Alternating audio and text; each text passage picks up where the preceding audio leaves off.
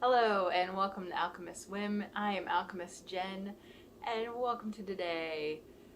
Got Kitty here joining me. Don't know if he's in the shot or not, but he is super cute and happy to be here as well. So yay for Kitty.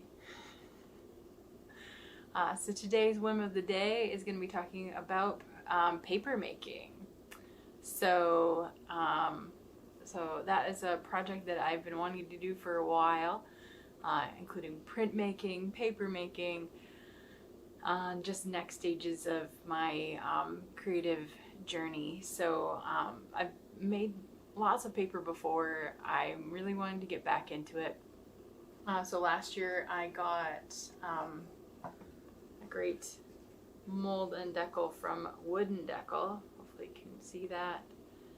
Liz makes these. They're fantastic. So it's got the mesh right on there. It's got the two pieces, which is fantastic. There's no hinge. It's just easy to use. Being able to form your paper, take off the outside, press it down on your couching cloths, and away you go. It's brilliant. So I'm super excited about this. I got nice little tub to set this up in. So I have paper pulp, which is from cotton, and it's cotton linters. I got a little bit of sizing in there just so that it would just really handle being able to be archival printmaking paper. So as I'm forming these sheets, I mean, they're going to last a really long time. They're going to be beautiful and have really nice prints on them. So the idea is having my my bin here with the paper pulp and water so that it's ready to form the sheets.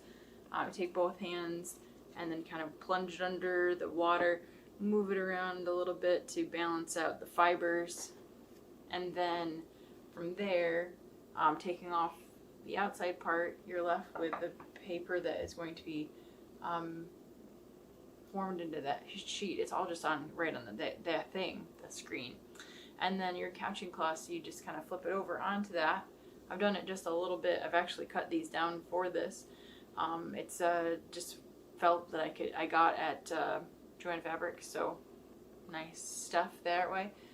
Squish it down. I've got extra sponges. You soak up a little bit of that water. It'll help adhere it to the couching cloths, and then you just kind of roll it up, and that will stay on there. And then you're ready to make more paper, and then use more of the sheets. So as far as drying the paper, I've done it a couple different ways where I've had these screens kind of laid out flat. I'm kind of looking to experiment with an unexpected way to hang prints and to dry them. I was thinking I could use this thing to also do the paper and let it dry in there. So it's actually a shoe rack. It's a vertical shoe rack that has poles across it. So it's maybe 4 feet wide and then probably about 5 feet tall, and it's got these kind of pairs of rods that go across, and then they're on an incline, so you put your shoes on it and they hold them at an angle. So I'll show you what that looks like at some point. Maybe I'll set it up behind me when I've got the whole thing kind of going. A nice wall of handmade paper sounds kind of fascinating. And so it really works for holding the prints while they're drying, because I can just attach it to a little, actually just have like a little piece of fabric across it and like a little clip. And so then I attach the clip just to the paper and then just let dry. So it'll kind of hang. So that's kind of my current thought. I mean, you can see it might bend a little bit, but it can be pressed as well. So even when it's still a little damp, you can stick it in a pile and press it, and that will help the papers as well. This is a small enough thing that I have a little speedball press, so it'll still fit within that press as well. So squeeze out some more water and just to help it dry evenly and to give it a nice flat balance to it. So I'm excited about doing some paper making. Been a while.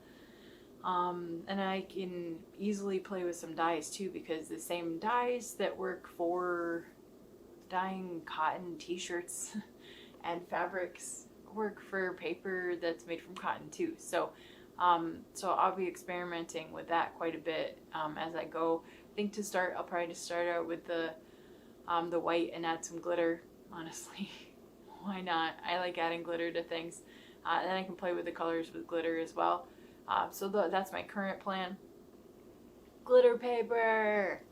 And then prints on them. So with the size of the papers, I mean, they're going to be 5 inches by 5 inches. I love that I was able to get a square. It's just excellent. I'm so excited about this shape. So excited about the shape. And so I'm looking at images that are, smaller than the outside parameters of the pieces of paper. So like, maybe more like, 4x4s. And then I'll play with different shapes in there too. My original thought was to kind of go with mythological creatures and go in kind of that kind of a direction, maybe a fairy tale or folklore direction. So I like things that are a little weird or a little interesting, maybe aren't mainstream, and are just kind of odd. So that is a nice little draw at the moment. I mean, you can probably already tell that I like that kind of stuff, even just from if you watched the bandana shows or that I had done, or even just if you've checked out my website or any of my stuff. It's just gonna be just a little interesting. It's gonna be playful, and so that's what I'm gonna do is start working on making some paper, and then adding glitter to that before, obviously before it's made, so that way it's gonna be in that paper, it's gonna sparkle, and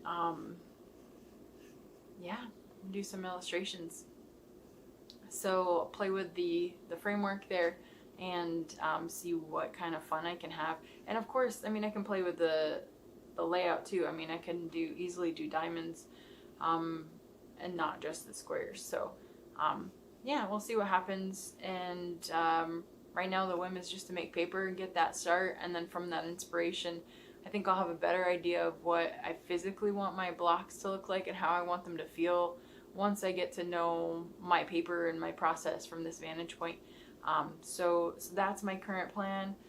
Love my fiber art career and focus and study and practice. And when I use all those words, because they're all valid and important, and they give some definition to what I'm doing as an artist. All of this is still fibers. It's a fiber thing. So be it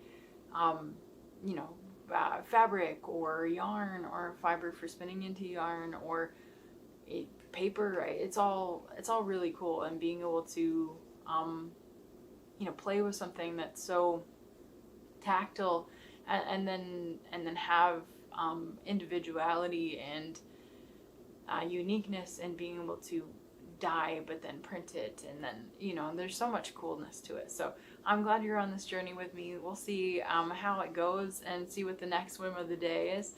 For now, it is talking about the future and talking about these great plans. So I'm already set up. I have my my paper making pulp. It's right now in this huge bag. It's really heavy. I was contemplating whether I would look really awkward holding it up, and I decided I really would, and then I would rather show you my bin full of paper pulp and ready to make paper with you, rather than having to figure that out, because I do want to put it into a bucket. It'll be easier to scoop out and get into the mode of making paper. So I figure like it's gonna be a couple days of just making a bunch of paper. You know, I've got some of the couching cloths, but I need to make more. I've got some room on my shoe rack, drying rack thing, so I want to make it something that I'm doing regularly to keep working through the pulp. I don't want it to, I just want to keep it fresh and keep it ready to go. It's a wet product, so you want to make sure that once I open it and put it into a bucket, I'm ready to make a whole bunch of paper continuously for like a couple weeks. So that's my plan. You're going to see a lot of it. We'll have a lot of fun experimenting, and it's going to be a blast. So, all right. Thank you so much for joining me. We'll see what the whim of the day is tomorrow. Toodaloo.